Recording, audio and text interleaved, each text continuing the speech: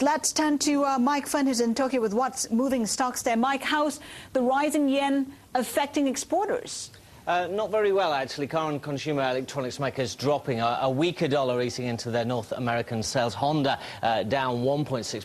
Nissan also sliding. And we're seeing the consumer electronics makers also falling, with Panasonic off by 1.4%. Exporters also dropping after US bank SunTrust said that property values may fall in the States and credit defaults rise.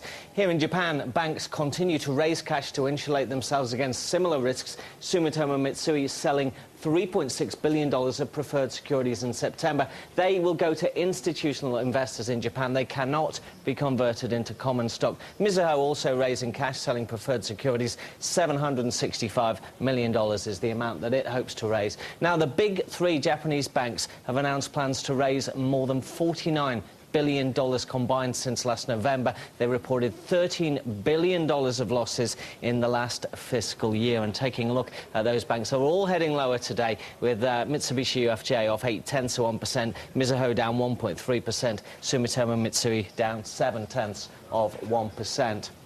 JAL shares are falling. It may have to slash staff to return to profit. Kyodo News reporting that Japan Airlines will cut 10% of its staff. That's about 5,000 jobs over the next 3 years. It says that JAL wants to save more than $1.6 billion with those cuts. Nikkei News saying the airline also considering spinning off package flights to resorts such as Hawaii and Guam, very popular destinations with Japanese tourists, but not popular enough because they're not profitable at the moment. It says JAL wants to focus on money-making routes, in other words, long-haul business class. Well, JAL says no decision has been made on its international flights. Shares down today by 1.2%. Nomura cutting its rating on the stock to neutral. It raised All Nippon Airways to a buy. ANA was up before, but now it's sliding down by just over 1%. Haslinda, back over to you.